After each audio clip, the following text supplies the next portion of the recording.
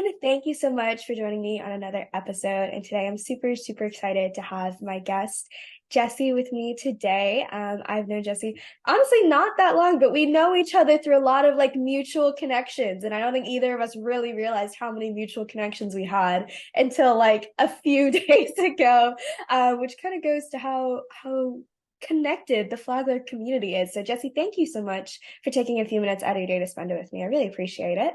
And thank you for having me. Of course. So Jessie here, Jessie is aware of many, many hats. She was telling me just a little bit about some of the stuff she does. So she is a licensed massage therapist. She does Reiki. She does, I'm gonna like start blanking. Oh, doula. I remember that. And then she also has Esthetician. esthetician. That's exactly right. And then she also mentioned that she has like you can officiate weddings. Is that correct? Yeah, I don't really You don't do do that as that, much, but it's but it's so cool that you just have these things under your repertoire. So, Jessie, what have you really enjoyed the most about having all of these under your belt? um maybe it would help more if I explained how it all got started. Yeah, go ahead. Um so I was a dental assistant for like good 7 years. And I really enjoyed it. But it took some years of the one-on-one having people in my chair, whether it be having anxiety from the dentist or whatever, to realize that it wasn't necessarily the dental aspect that I liked. It Hmm. was the one-on-one and actually helping somebody and having somebody tell me afterwards that because of me, they were no longer afraid of the dentist because I sat there and held their hand the whole time and walked them through Hmm. every step. And now they can confidently go to the dentist and be like, yeah, cool, let's do this, whatever. I don't need, because there are some people who are so terrified that they feel like they need nitrous just to get through a cleaning. Yeah. Um, and we've all been there. We've all had the bad doctor or dentist experience where we're like, oh my God, and you never want to go back. So that's when I knew I wanted to start helping people. I just didn't know where to start with that. Hmm. And that was one of the ways that I got the wedding officiant certification, and got into Reiki. And I actually got Reiki done on me as well as my kids, and I loved it. And that was one of the things that I wanted to help people. But while pregnant, I actually ended up getting my own birth doula and a prenatal massage. And it's speaking with other women about having kids and their traumatizing birth experiences or Hmm. pregnancies that make you be like, wow, it's crazy how many women have such horrible stories and they pass that trauma on to each other like, oh my God, you're gonna have a kid and this is gonna happen, and Hmm. that's terrible. And I feel like women don't get enough support. It's always just kind of like, this is your job, you're just gonna carry the kid, you're just gonna have the kid and move on with your life. Like, it's not easy, it sucks, you know. But if there's people out there who care enough to make sure that you don't have the experience or can do something to help you to make that experience better or less frightening, maybe a third advocate, maybe it's you and your partner's first time having a kid, or maybe you're having a kid by yourself and you don't want to be alone, or you guys need that extra push. I'm there to support both partners, not just the mom. I'm there to help dad or whoever, you know support mom in the end. Right. Um and that was how I got into becoming a birth doula. And I was like, okay, well, now I do Reiki. Now I'm a birth doula.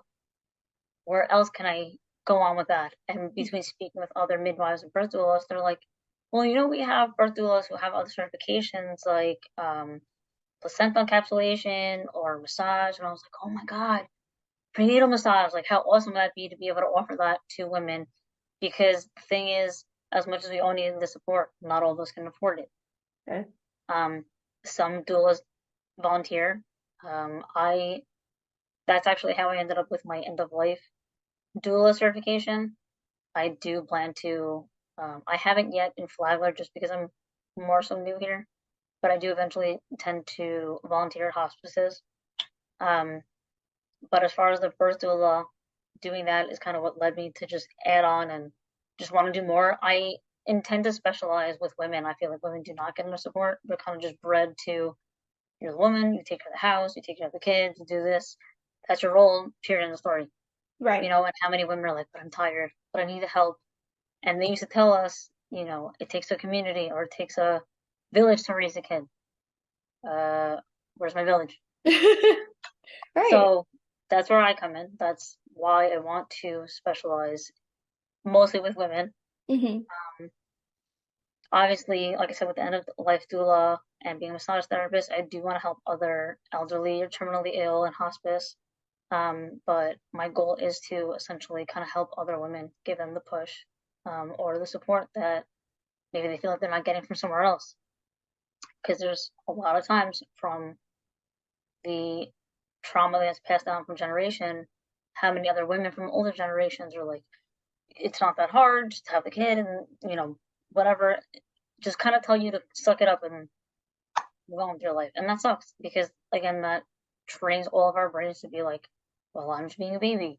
She did it. I can do it. I should do it this way because she did it this way. And that's not right. Everyone's experience should be catered to their own. It Hmm. shouldn't be, well, they did it this way, so I gotta do it this way. It should be, no, they did this way, and that's okay. This is my way, and this is how I want it to go. And though our birth plans or our end of life plans or anything else may not go the way we want to, it's still good to have the support and somebody in your corner to not only advocate for you, but also support you and be like, it's okay, you don't have to do this alone. Right. And even with the end of life doula, I do get a lot of questions about why I do it. Not everybody loves that idea. It's kind of Hmm. off-putting. There are the terms end of life as well as death doula. I feel like end of life is a little more gentle, I guess. Right. Um, but it's not. Some people confuse the birth with the end of life and feel like because the birth is to help you get the baby out, the end of life is almost like to kind of help you on your way. It's not the case. It's more so to support, again, the person who's, gonna pass, as well as whoever's around them. So what I tell people is think of it like this: your parent or uncle, whoever, grandparent, whatever. Let's say they're in hospice or they're in the hospital, whatever. You work, you're married, you have kids, you're in school, whatever. You cannot be there to hold their hand 24/7.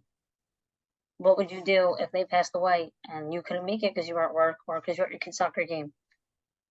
It's not fair to give up your own life or miss out on your children's important milestones just because you need to be the person, there taking care of that somebody 24/7. Maybe you don't have other siblings to help carry the weight with you.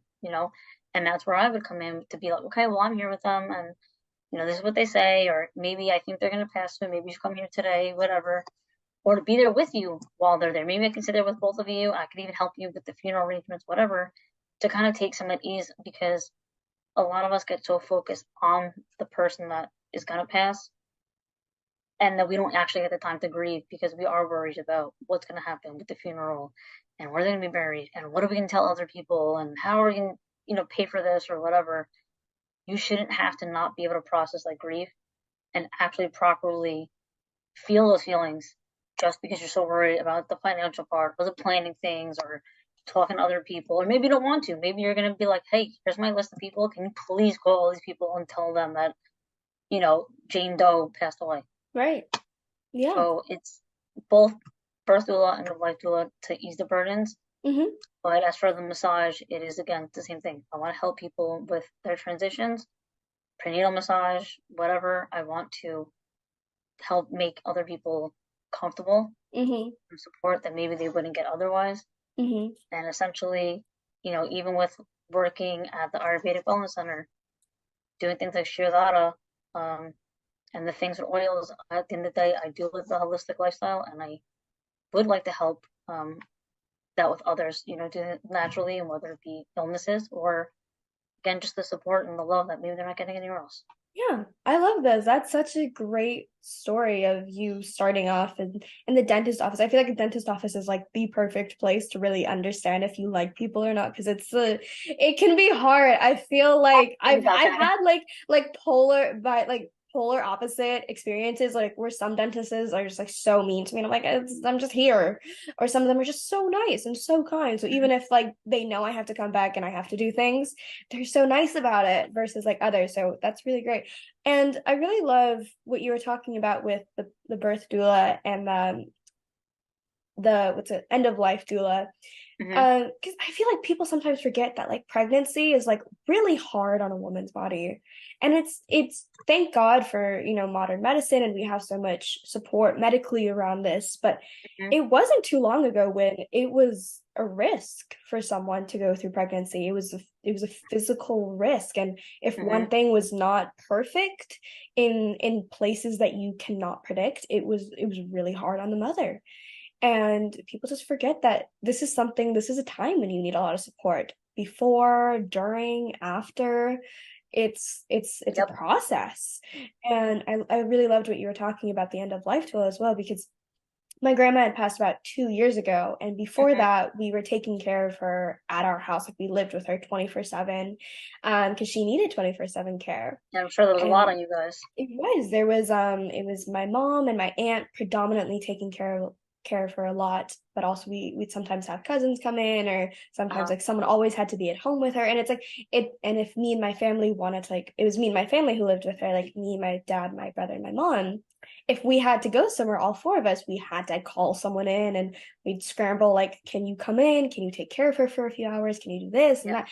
It is a lot of work, and you're exactly Mm-hmm. right. And having that extra source of someone being like, hey, I'm here for you when you need me, quite literally, this is one of those things where I can just provide support. It's definitely necessary. So you're definitely doing a great job. Your heart is completely in the right place. You're doing it for all the right reasons. So super hats off. Kudos to you. That's awesome. Thank you. So I'd love to know, how did you come to Flagler County? You told me you've only been here for about 2 years. What prompted the move, and have you liked it here? Um, the weather was part of it. I can't deal with the snow or the cold anymore. The other part was my kids. I just felt like they had better education here. Hmm. They had more opportunities to help them with, whatever they needed. So I already had my daughter in preschool since 3, and now I'm trying to get my son in there. And these are opportunities that I would have maybe not had if I had stayed in New York or California. Besides the fact that they're insanely expensive to live in, Yes. um, I just there was more opportunities here for us, both education wise and for me, for my career. I feel like it kind of helps me a little bit with more freedom. But again, the main reason was terrible weather, how expensive it is in New York and California, Yes. and just it's too expensive. It is so I expensive. mean, it's Yeah. unfortunate that so many Northerners are moving in here now too, and it's starting as bad as New York. But at the end of the day, we have to make the sacrifices for our kids, and if Yeah. that means staying in Florida and kind of dealing with the rising costs so that my kids get the help that they need, whether it be from the doctors or education wise, at the end of the day, they're my number one priority. Yeah. So Also, I have to work mine around it. yeah, it's so huge. Like, I didn't even mention to like anyone to say, Jessie just does so much already. And then on top of that, she has two really young kids. So she's a super mom. She does everything. She's so good at it. So you had also mentioned that moving here and helping move up your career was also a big priority for you with being in Florida. How have you liked running your business, or kind of starting it down here in Flagler? Um, I think being here in the Flagler community definitely made networking a lot easier because it is such a tight knit community. Yeah. Um, I feel like I kind of have like a mixed feelings about it because as much as there's a big community, I feel like it is mostly adult stuff, so it's helpful to me as far as networking. But I love the church that I go to. I feel like it's they already made me feel welcomed, and then all the opportunities they give to my kids as well. That was amazing. I can sit in service and put my kids in daycare or whatever. I know when I take my kids to the community center or the library or whatever, but again, having these different groups, whether it be through church or like the women's business groups out here.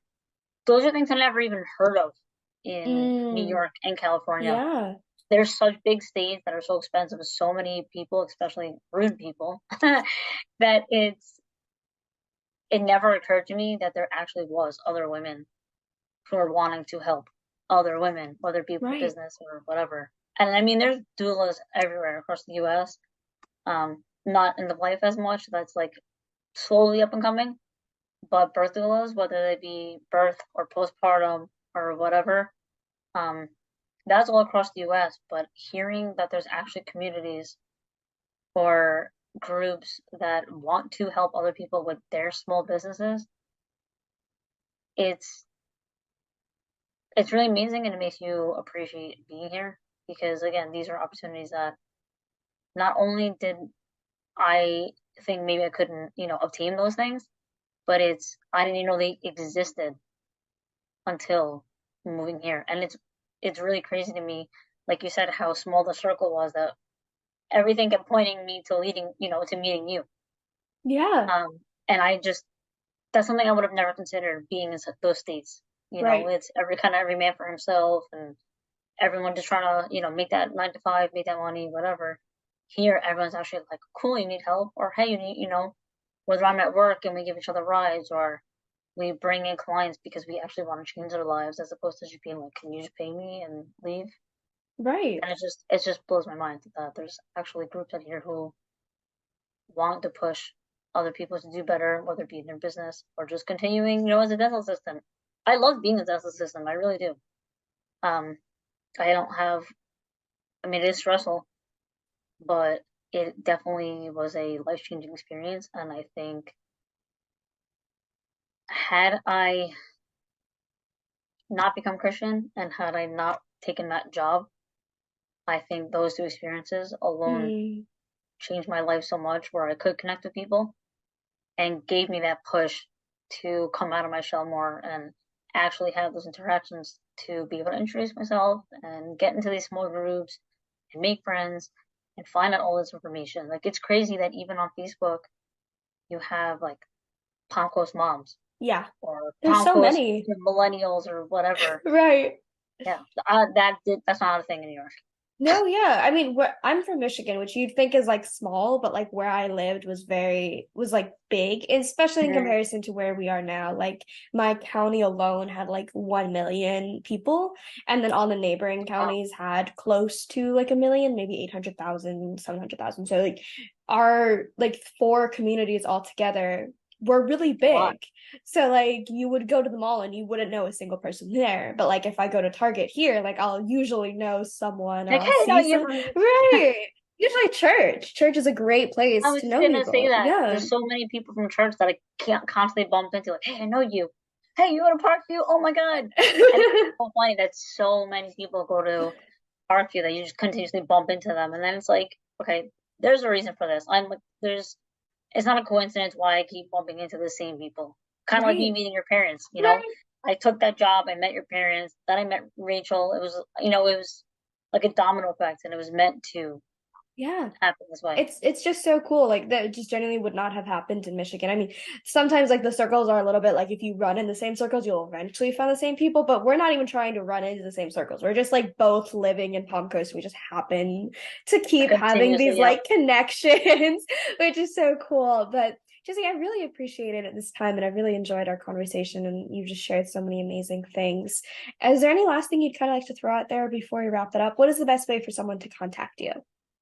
That's the only thing I was gonna add. I have not opened a Facebook group yet, just because, or page, just Mm-hmm. because I have heard mixed reviews about, Facebook business page. But I do have the Instagram. You can find me driving around with a little decal on my car. Um, but I have the Instagram page, and I do have my own website, and I have a QR code. I can share the link, but Yes. on my business cards, I have all my information from my number, my email. So you could email me at jessieofalltrades2021 at Gmail, or just find me on Instagram, Jessie of all trades, but underscore in between. So Jessie underscore of Perfect. so on. Yeah. I will definitely make sure I link those in the chat, not the chat, in the description. So if anyone wants to click, it should be hopefully a little bit easier to find people than memorize. I'm so bad at memorizing; it's terrible. But I will put those in the description so people can access and reach out for all the help that they would like, because you offer just so many services. So Jessie, thank you so much for the time. I really appreciate Thank you. it. It's been really great. Thank you. All right, bye.